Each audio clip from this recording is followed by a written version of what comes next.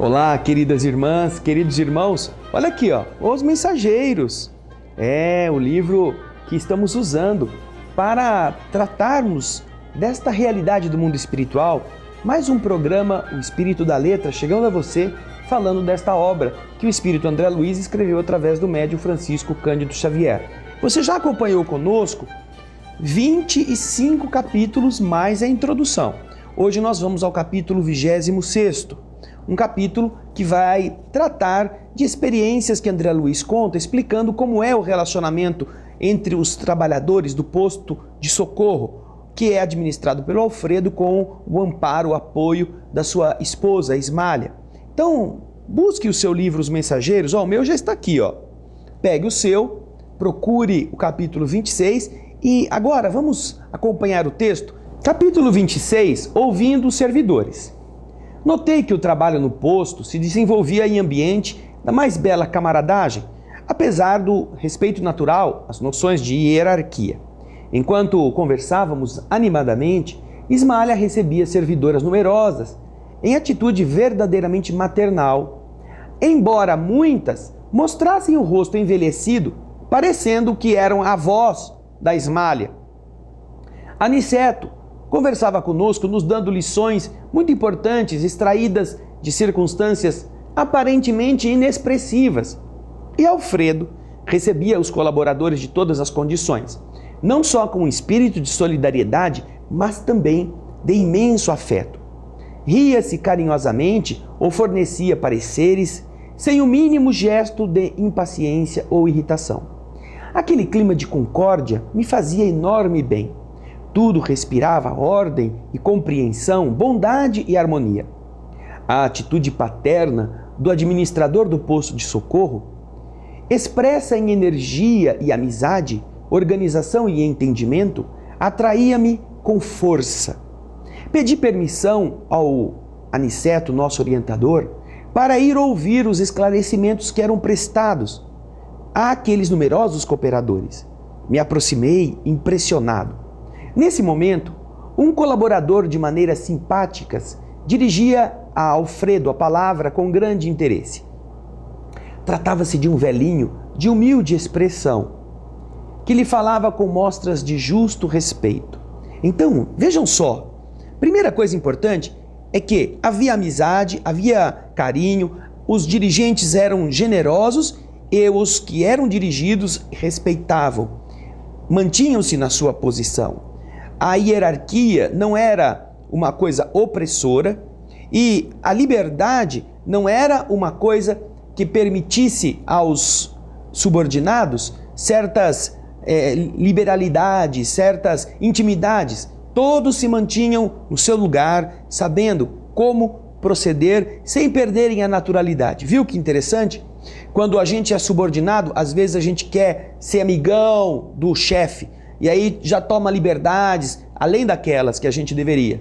E quando a gente é chefe, muitas vezes a gente acha que é superior aos outros. Então fica com aquela cara carrancuda, aquele jeitão duro. Chefes de família, homens ou mulheres, que às vezes são assim, a autoridade e tem que manter todo mundo longe, não é capaz de dar uma risada, não é capaz de rolar com os filhos do tapete brincando, porque acha que isso vai tirar a sua autoridade. Coisa de criança, não é? Criança de quem cresceu por fora, mas não cresceu por dentro. Vejam como é importante nós aprendermos a ter estes comportamentos naturalmente. Nós estávamos vendo que era um velhinho que estava conversando com o Alfredo. Ele tinha uma expressão bastante humilde e procurou o Alfredo com mostras de justo respeito, dizendo-lhe: "Seu Alfredo, o senhor recebeu as notícias?" "Sim, Alonso", dizia o chefe sem afetação. "Nossos mensageiros certificaram-me dos detalhes mínimos. Sua viúva continua muitíssimo acabrunhada. Os filhinhos gozam de saúde, mas permanecem na mesma ansiedade por causa da sua ausência." O velhinho, que parecia muito bondoso, esboçou um gesto de confirmação e acrescentou: "Tenho sentido tanta falta deles." Nos olhos transparecia a tristeza resignada de quem deseja alguma coisa, medindo a extensão dos obstáculos. E Alfredo, então, comovido, disse a ele: "Porém, Afonso, Você não deve se angustiar. Sei que está trabalhando agora pelo futuro da família que ficou na terra, não é? Lá, na qualidade de pais, conseguimos movimentar muitas providências a favor dos nossos filhos. Entretanto, aqui, podemos realizar certas medidas em benefício deles com maior segurança. Nem sempre agimos no mundo com a necessária visão, mas aqui é possível sentir de mais perto os interesses imperecíveis daqueles que amamos. O sentimento elevado é sempre um caminho reto para a nossa alma. Todavia, não podemos dizer o mesmo a respeito do sentimentalismo cultivado no círculo da crosta. É preciso que você tenha muito cuidado em não desorganizar a mente. A saudade que fere, impedindo-nos atender à vontade divina, não é louvável nem útil. É doença do coração, precipitando-nos em abismos profundos do pensamento. Vejam só, qual é o conceito importante que extraímos deste parágrafo? Que muitas vezes estamos na Terra querendo superproteger os nossos entes queridos e substituí-los nas lutas para que eles sejam privados dessas experiências amargas. Quando estamos do lado de lá da vida, às vezes queremos fazer a mesma coisa, mas o Alfredo está explicando, é preciso cultivar um bom sentimento, porque do lado de cá nós enxergamos melhor o que os nossos entes queridos precisam e às vezes precisam passar pelas dores, pelas dificuldades. Saudade não deve significar apego, não deve significar essa doença, porque a maioria das pessoas, quando vai para o mundo espiritual, leva isto como corrosivo da alma. No próximo bloco, você vai continuar vendo a conversa do Alonso com o Alfredo para edificar o nosso modo de sentir. Então, esperamos que você participe conosco, vai lendo o texto. Daqui a pouquinho nós estaremos voltando com a segunda parte do nosso programa, no capítulo 26 do livro Os Mensageiros.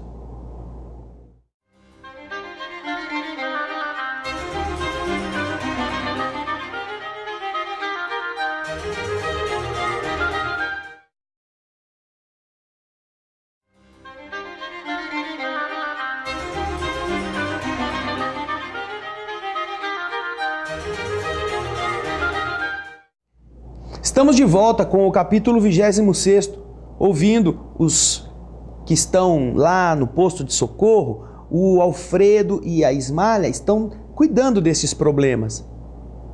São servidores que estão sendo ouvidos. O livro Os Mensageiros nos está falando agora sobre seus problemas pessoais. E agora, nós acabamos de ver no bloco anterior a questão da saudade. Como que o mundo espiritual trata este sentimento, que às vezes para nós é muito nobre, muito piegas, eu vou morrer de saudade, coitadinho de mim, coitadinho dos meus, que serão deles sem a minha presença. Vamos ver qual é o conceito? Vamos voltar ao texto, olha lá. A saudade, diz o Alfredo, aquela saudade que fere, impedindo-nos de atender à vontade divina, não é louvável nem útil. É a enfermidade do coração que nos atira nos mais profundos abismos do pensamento. O velhinho Alonso deixou de sorrir, mostrou os olhos todos cheios d'água e falou em voz súplice: Senhor Alfredo, eu reconheço a oportunidade das suas observações. Graças a Jesus, eu venho melhorando minha vida mental, fazendo aquilo que os deveres novos me concederam, e de fato sinto-me renovado espiritualmente. Eu sei, Sr. Alfredo, que a sua palavra não me advertiria sem razão, mas olha, eu ouso pedir licença para visitar a esposa e os filhos. De noite, quando me concentro nas orações que eu faço, sinto em torno de mim os pensamentos deles. Esses pensamentos me penetram profundamente e atraem toda a atenção para a terra.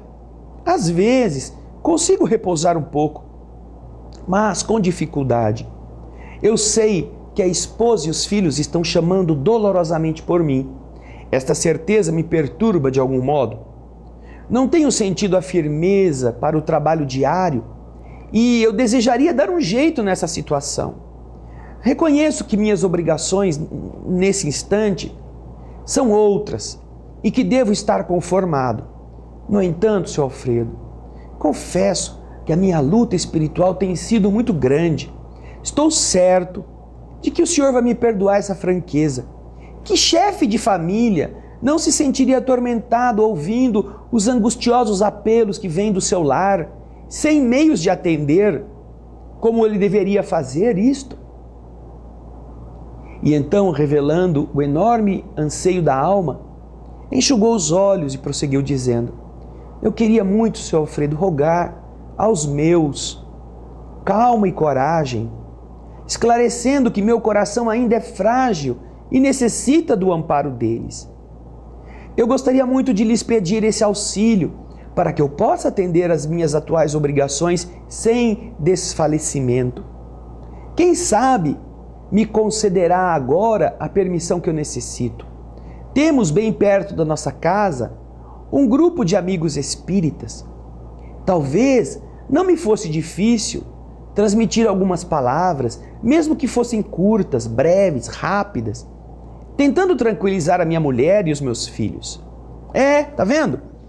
Ele estava querendo voltar à Terra para falar com a esposa, com os filhos, para dizer mais ou menos isso: pelo amor de Deus, pare de ficar me chamando, pelo amor de Deus, pare de ficar dizendo que você precisa de mim, eu estou aqui desesperado, estou tentando me recuperar, eu sou quase um doente também como vocês, e quando vocês oram deste jeito, pedindo a minha presença, isso me sufoca, eu estou tentando ser forte. Veja só o que o pobre velhinho do Alonso queria fazer quando voltasse à Terra e está pedindo ao instrutor que o deixasse. Isso para a gente pensar como é complicado o nosso proceder quando perdemos entes queridos. Já pensaram como você pode estar produzindo malefícios naquele que você diz que ama? Colocando mais um peso sobre a carga que ele tem que carregar, que é a dos próprios problemas, a das próprias surpresas que ele vai ter do outro lado da vida? Pois o velhinho Alonso, sofrendo, sentindo toda a pressão daqueles espíritos que ficaram na terra pedindo a sua presença, está solicitando uma volta ao mundo para tentar, através de uma comunicação mediúnica, dizer para o povo da família dele: me esquece um pouco, me dá umas férias para eu poder melhorar, para depois eu volto. Né? Vamos ver o que o instrutor falou para ele? Vamos lá, vamos ao texto. Alfredo, imperturbável, não disse não para o Alonso, não. Parecia compreender toda a inquietação do servidor simpático e humilde. Observei o seu olhar, muito lúcido, e que nesse olhar Alfredo tinha o desejo sincero de atender. E com extrema simpatia por sua conduta generosa, eu o ouvi ponderar. Sabe, Alonso, não seria impossível satisfazer você, meu caro irmão. Nossos emissários poderão conduzi-lo nas viagens comuns até a Terra. Mas olha, eu quero te dizer uma coisa. Creia, querido amigo, que eu ficaria muito preocupado com você, se você fosse, pela manutenção da sua paz. Eu não posso abusar da autoridade e sei que cada um tem a experiência que lhe cabe, mas creio seja de seu vital interesse fortalecer seu coração primeiro. É imprescindível conformarmos-nos com a vontade do Eterno. Você e sua esposa não ficariam separados se não necessitassem de experiências novas. As dificuldades que ela vem amargando com a sua ausência, tu também as sofre com a separação dela. Tenho a impressão, Alonso, de que Deus nos deixa sozinhos, muitas vezes, a fim de refazermos o aprendizado melhorando o coração. A solidão, porém, quando aproveitada pela alma, ela antecede o sublime reencontro. Além disso, você não deve ignorar que os filhos pertencem a Deus, que cada um deles precisa definir as responsabilidades e pensar na própria realização. Por enquanto vivem chorosos, desalentados. A revolta lhes visita a alma invigilante. Estabeleceu-se a desordem dentro de casa depois da sua vinda. Entretanto, que fazer se não pedir para eles e para nós a bênção do Eterno? Você está vendo? O instrutor conhece as dores daquele pai, mas está dizendo, com os olhos lúcidos, que provavelmente ele não tem fortaleza ainda para voltar e aguentar o que ele vai ver. Você vai ficar aí no próximo bloco, nós vamos ver como este capítulo é muito elucidativo a esse respeito. Permaneça conosco, vai lendo o capítulo, daqui a pouquinho a gente volta.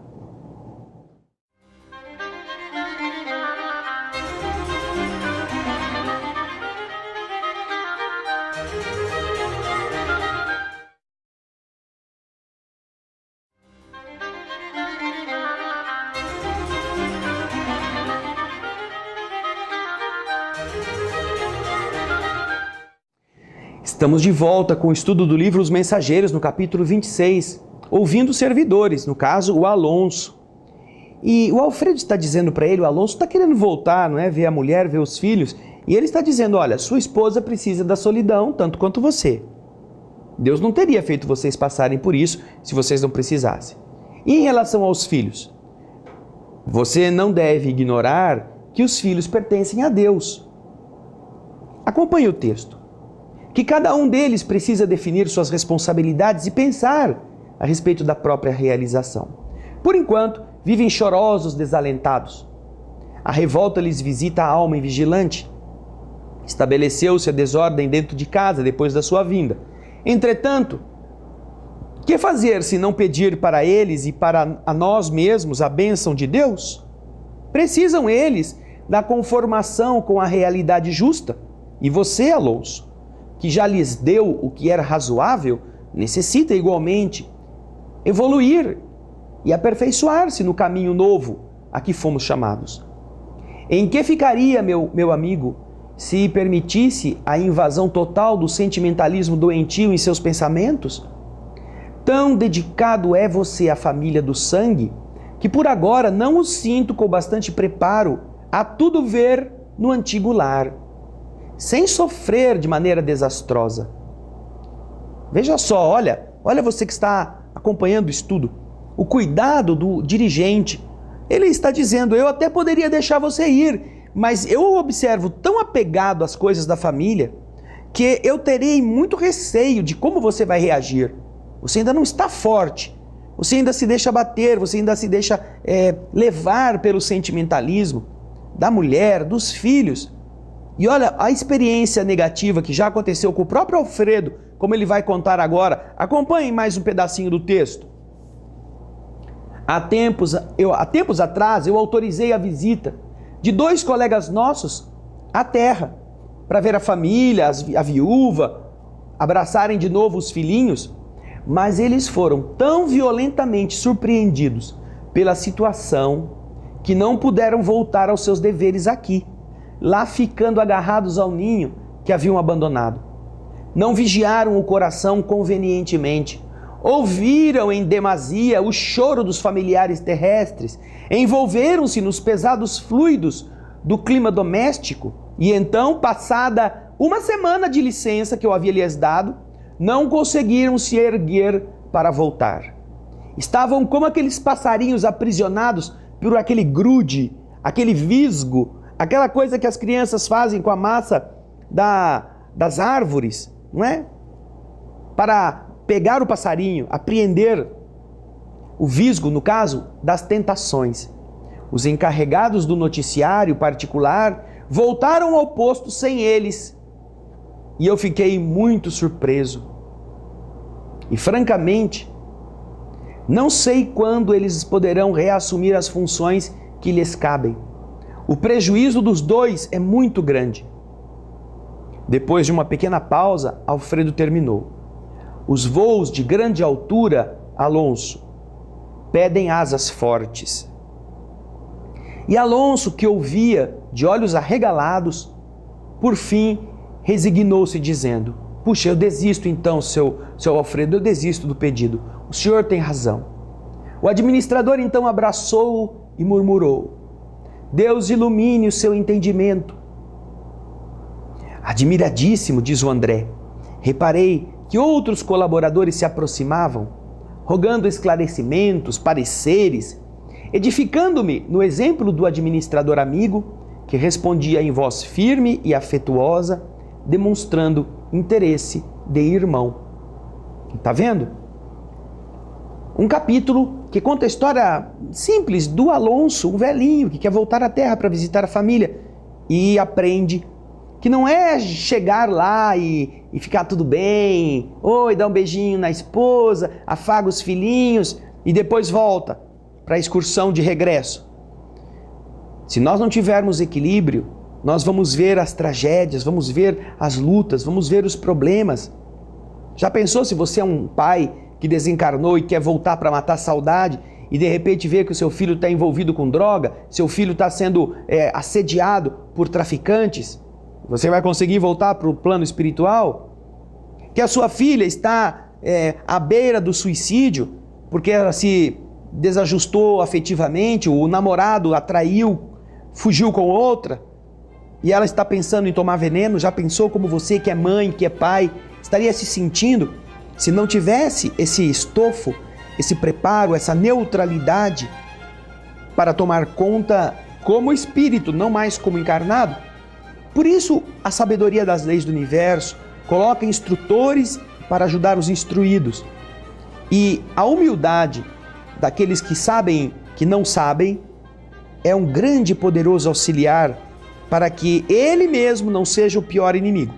Ouvindo os espíritos mais sábios, suas ponderações, preparando-se para ir na hora certa, nós estaremos sendo nossos amigos. Porque os espíritos amigos nos querem ajudar. Agora, precisam contar com o nosso desejo. Vocês viram que o Alfredo disse, eu não posso abusar da autoridade. Ele poderia dizer, não, eu não permito que você volte. Poderia, eu sou responsável por este posto de socorro e minha palavra tem poder aqui. Eu não permito que você vá. Mas ele não disse isso. Ele disse, olha, você até poderia ir. Você teria essa facilidade. Mas ele coloca a decisão nas mãos de Alonso. Você acha que você está preparado? Porque aconteceu isso. 2 foram, quando viram o fuá de gato, a confusão que estava lá na família deles, quem disse que eles quiseram voltar? Porque eles não estavam maduros. Você acha, Alonso, que você está? Porque aí o Alonso mesmo disse, não, eu então não peço mais isso. Eu aceito a ponderação, sinal de sabedoria. Sabedoria por obedecer à sua própria deficiência, a fim de preparar-se melhor. Então nós aprendemos que obedecer é algo muito útil para o próprio espírito. Mesmo que ele, como fez o Alonso, insista, persistisse na solicitação, quando ela foi explicada claramente para ele, o receio do instrutor, o Alonso entendeu que não era conveniente. Será que nós aprenderemos a ser assim um dia, obedientes? Não essa obediência que significa subserviência, mas que significa esclarecimento. É isso que os espíritos querem que a gente tenha, esclarecimento, que a gente saiba dizer sim, saiba dizer não, e saiba entender o sim e entender o não, não como coisas que os espíritos não querem nos ajudar, mas como conselhos sábios. Legal, né? Os Mensageiros, esperamos você no próximo programa, capítulo 27, semana que vem. Fique conosco. Um grande abraço e muita paz.